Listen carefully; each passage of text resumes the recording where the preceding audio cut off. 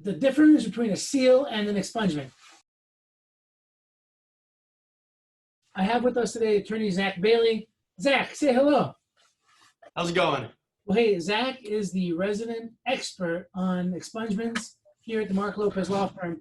And so one of the questions that we are bombarded with every day, Mark, what's the difference between an expungement and a seal? So Zach, I want you to give the definitive answer. What is the difference between an expungement and a seal? The answer is there is none. It's a distinction without a difference. A lot of people think a seal refers to a case that didn't end up in an arrest or didn't end up in a conviction, so you're sealing the arrest. And that used to be sort of how it worked, but now that's just a different type of expungement. So there are different expungements that go for different things. But what we usually would call a seal and refer to as a seal now is an expungement. So there's no difference. There is no difference. And so one of the things that makes some confusion on this is when they first created this law, they did say that seals pertain to an arrest and expungements applied to convictions.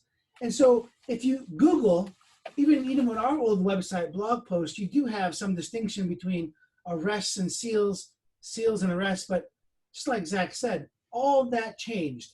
Everything is now an expungement. Is that right, Zach? That's correct. Perfect. Okay, so it doesn't matter if they're all expungements. So Zach, if somebody is arrested but they were not convicted, what can that person do? They can expunge that case. And unlike a regular expungement, this is what's under, it's called a Section 1 expungement, and they can continue to expunge cases like that. It's not a one-time thing as it is with expunging convictions. So Zach made an excellent point, and you can do unlimited expungement of arrests that did not result in convictions. But Zach, what happens if a person is convicted and they get an expungement? How many times can they do that? You can do that one time for your lifetime. So it's really important to make sure that everything is covered by that expungement. And so Zach, briefly, we have other videos about this. What are the benefits of getting your arrest or conviction expunged under Indiana law? So if you get your arrest or conviction expunged, you become a protected person at that point.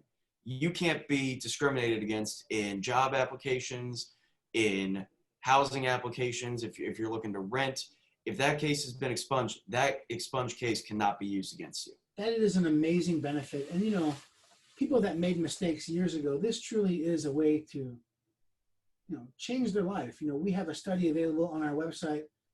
They did a study in California where once a person expunged their record, within the first year, they saw an increase of income of close to $6,000. And the study even mentions the limitation is it's only going to go up from there. This is something that truly can change a person's life. If you have any questions about expungement, give us a call. 317-632-3642. Zach is a miracle worker with expungements, and I've been so impressed by his hard work, dedication, and he's smiling. You can't see it, but I truly mean that.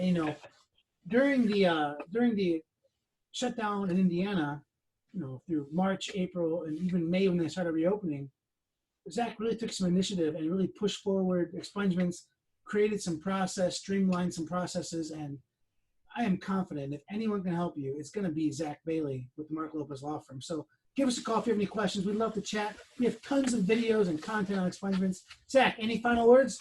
Just if you think you might qualify, give us a call. We can let you know for sure whether or not you qualify. Let's find out.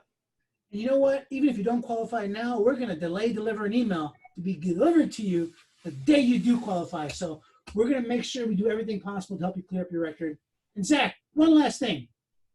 Is it better to expunge before you need it, or should you expunge right when you need it? Do it ahead of time, because it can take a little while. The state's pretty good about responding to these, but it can take. If it's something that you think might be an issue coming up, give us a call and let's get it done. One of the things that Zach and I just absolutely breaks our hearts when people call us on a Monday, like, "Hey, I'm interviewing for a job on Friday, and I need to get this stuff expunged." I mean, even if we drop everything, and we often do, we stay late into the middle of the night getting stuff ready. Even if you call us on Monday and we file it Tuesday morning, the state of Indiana has at least 30 days. Like, we've had some miracles where we pushed out some expungements within a week. That's the exception. You want to give us time to work, because we can't be responsible for how fast the state acts.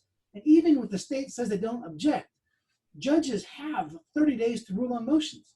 So most judges don't take nearly as long as that, but give us as much time as you can, especially if you think you're in line for a promotion, if you think you're interviewing, if you're thinking about changing jobs, give us the time, as much time as you can. Thanks so much. Give us a call if you have any questions. 317-632-3642.